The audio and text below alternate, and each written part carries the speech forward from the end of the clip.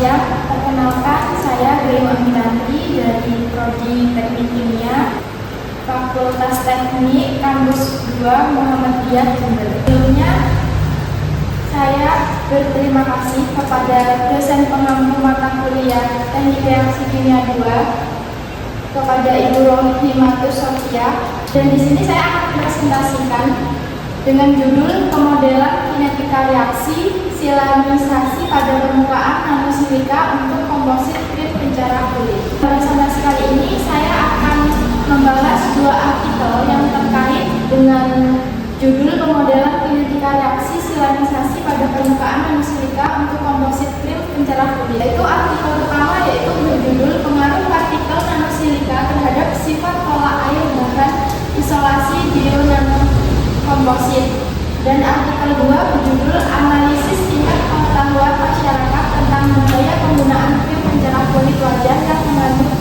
merkuri di Kelurahan Pasir Biru.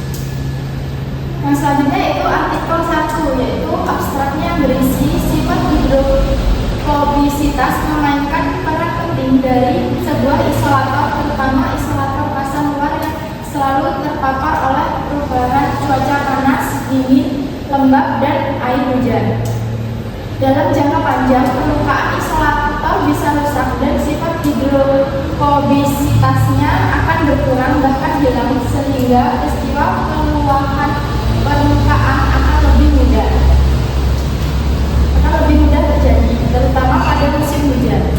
Sebagai material baru yang sedang dikembangkan, bahan isolasi bionanokomposit dari polietilena berkerapatan rendah atau LDPE, karet alam, dan pengisi nanosilika telah melewati beberapa pengujian sifat dielektrik seperti karakteristik peluahan sebagai bahan kondisi normal dan pada kondisi suhu yang lebih tinggi. Untuk melengkapi pengajian sifat dielektrik, maka dilakukan pengujian sifat hidrofobisitas bahan bionanokomposit yang baru tersebut. Sampel yang diuji ada 4 jenis, yaitu dengan kadar berat bahan nanosilika 1,5%, 3,0%, dan 4,5% dan 6%. Dari berat total sampel biokomposit, pengujian dilakukan dengan menggunakan kamera beresolusi tinggi untuk mengambil gambar permukaan sampel isolator yang ditetesi air. Hasil menunjukkan bahwa nanosilika dapat memperbesar sudut kontak air dengan permukaan bionanokomposit. Peningkatan ini mengindikasikan meningkatnya sifat hidrofobisitas material bionanokomposit. Kata kuncinya yaitu biokomposit, hidrofobisitas, karet alam, dan LDPE. Selanjutnya yaitu tujuan dari penelitian ini, yaitu untuk menganalisis pengaruh penambahan partikel nanosilika atau SiO2 terhadap sifat hidrofobisitas atau pola air bahan isolasi bionanokomposit berbasis LDPE dan karet alam. Kajian ini penting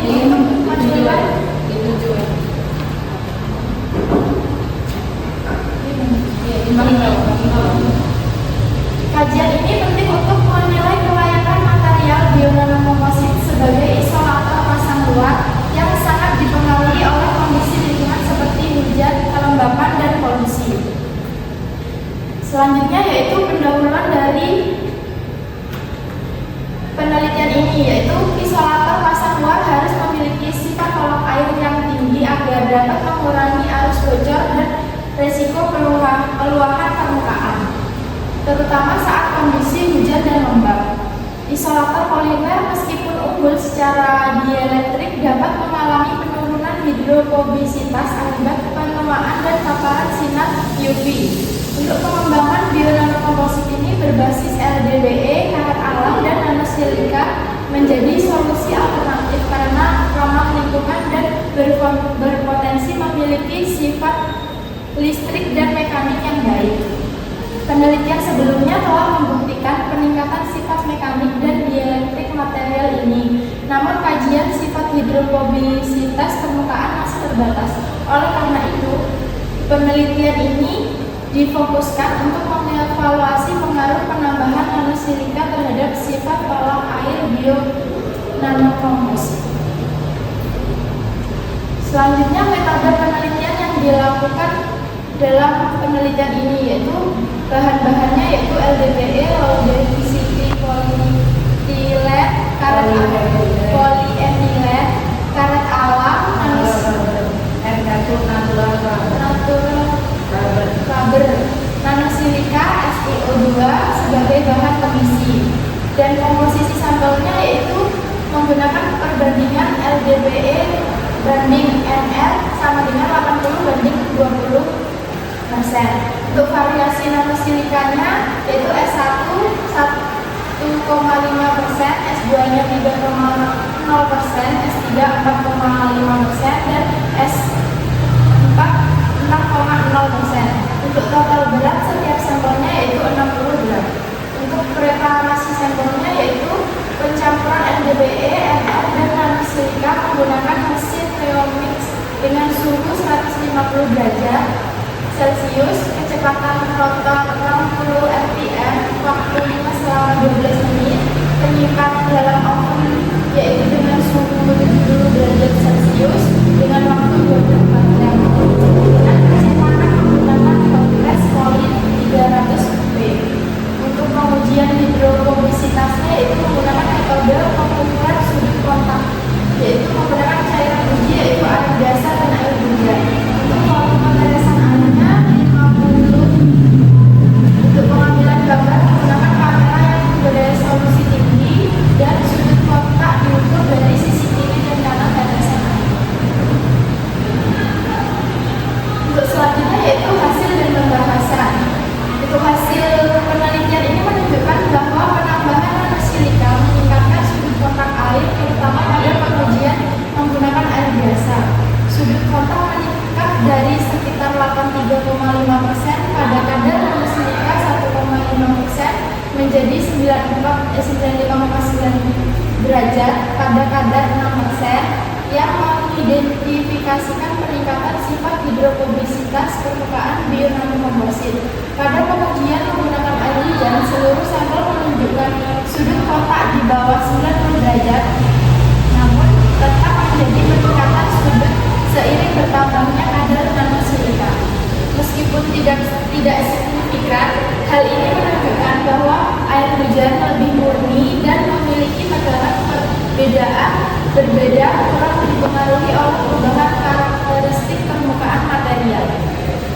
Untuk peningkatan sifat hidrofobisitas ini disebabkan oleh peran nanosilika dalam memperhalus dan memodifikasi struktur permukaan material sehingga air lebih sulit mengendap dan cenderung membentuk tetesan.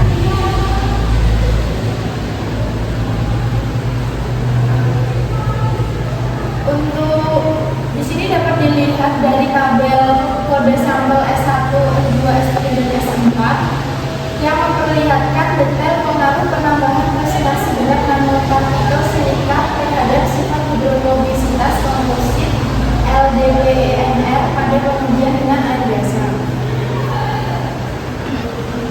Selanjutnya yaitu dapat dilihat dari gambar 2 yaitu memperlihatkan sudut kontak yang terbentuk antara permukaan bio-nanokomposit dengan kandungan nanosilika yang berbeda ketika ditetesan dengan air biasa, dan terlihat adanya peningkatan sudut kontak seiring dengan bertambahnya presentasi berat partikel nanosilika.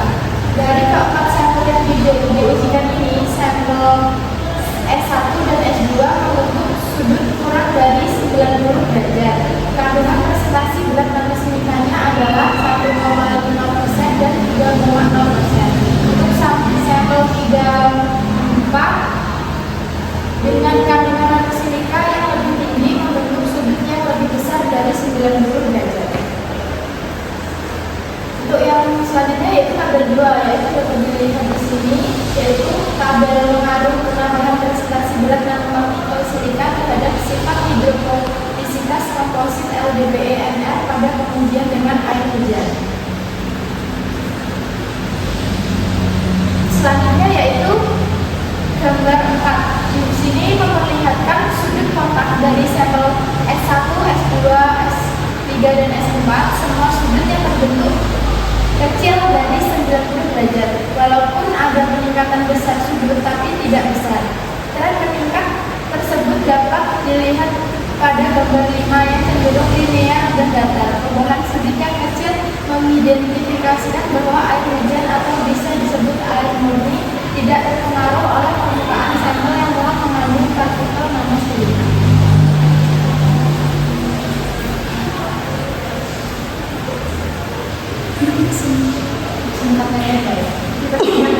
Untuk selanjutnya selanjutnya yaitu saya akan menjelaskan tentang artikel kedua, yaitu yang berjudul analisis tingkat pengetahuan masyarakat tentang bahaya penggunaan krim pencerah kulit wajah yang mengandung merkuri di Kelurahan Pasir Biru.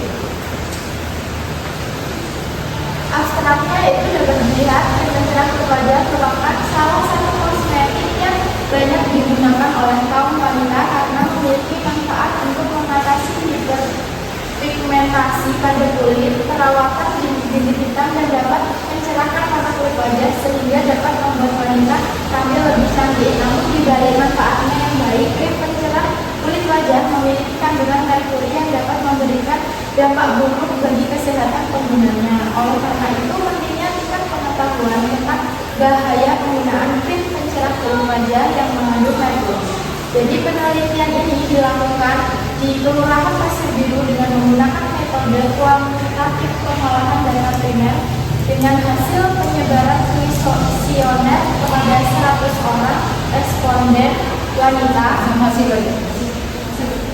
Langsung ke hasil. Langsung hasil yang tidak Hasil. Nah, metodenya untuk metode penelitiannya yaitu alat dan bahannya menggunakan laptop dan kuesioner, bahannya data primer dengan hasil pengisian kuesioner responden, data sekunder dari jurnal, artikel ilmiah, buku, dan e-book pendukung. Untuk hasil dan pembahasannya yaitu hasil penelitian menunjukkan bahwa tingkat pengetahuan masyarakat Kelurahan Pasir Biru berada pada kategori yang baik dengan 64% responden memiliki tingkat pengetahuan lebih dari 75%. Hal ini menunjukkan bahwa sebagian besar responden telah memahami bahaya penggunaan krim pencerah kulit wajah yang mengandung merkuri. Hasil uji korelasi Pearson menunjukkan adanya hubungan yang signifikan antara tingkat pengetahuan dengan penggunaan krim pencerah bermerkuri dengan nilai signifikansi atau p-value sebesar 0,004 dan koefisien korelasi sebesar 0,286. Nilai tersebut menunjukkan hubungan yang lemah dan tidak searah, yang berarti semakin tinggi tingkat pengetahuan responden cenderung semakin rendah penggunaan krim pencerah yang mengandung bahan merkuri. Namun hasil penelitian juga menunjukkan bahwa meskipun tingkat pengetahuan responden tergolong baik, masih terdapat responden yang tetap menggunakan krim pencerah yang bermerkuri. Hal ini mengidentifikasikan bahwa pengetahuan yang baik belum sepenuhnya diikuti oleh perubahan perilaku sehingga diperlukan upaya edukasi lanjutan yang lebih efektif. Untuk kesimpulan dari artikel pertama yaitu penelitian telah sukses dilakukan dan hasil memperlihatkan bahwa peningkatan presentasi nanofiler silika di dalam biokomposit LDPE-NS sebesar 1,5% menghasilkan sudut kontak sebesar 83,5 pada air biasa dan 63 pada air hujan.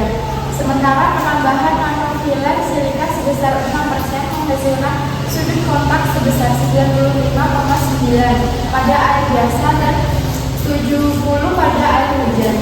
Hasil memberikan informasi bahwa peningkatan konsentrasi nanofiler silika dapat meningkatkan sudut kontak yang mencerminkan peningkatan sifat tolak air.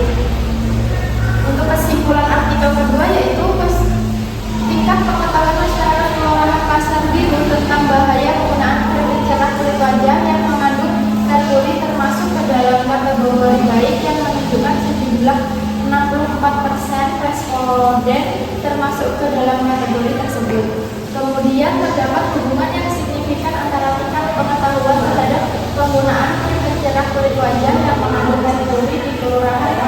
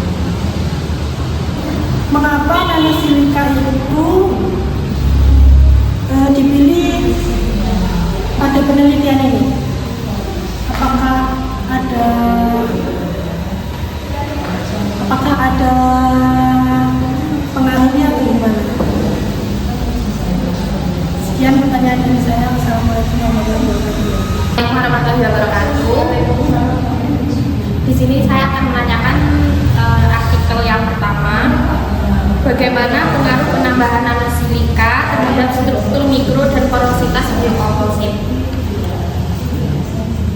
Halo, nama saya Nafida Budianti. Saya ingin bertanya, mengapa peningkatan sifat hidrofobisitas penting untuk bahan isolasi? Terima kasih.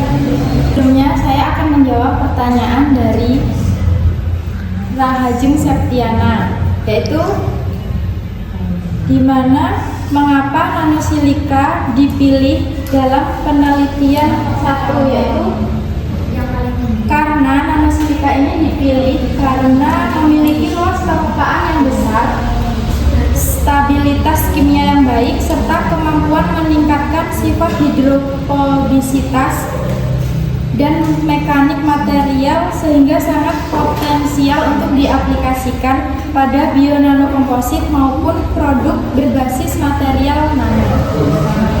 Untuk selanjutnya yaitu saya akan menjawab pertanyaan dari Dipsi Esa Violina Putri, yaitu bagaimana pengaruh penambahan nanosilika dalam struktur mikro dan porositas biokomposit.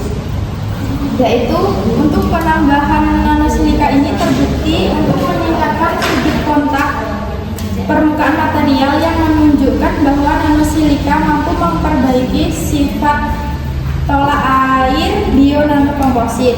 Selanjutnya yang ketiga yaitu saya akan menjawab pertanyaan dari Nafida Putri, yaitu mengapa peningkatan sifat hidrofobisitas penting untuk bahan isolasi?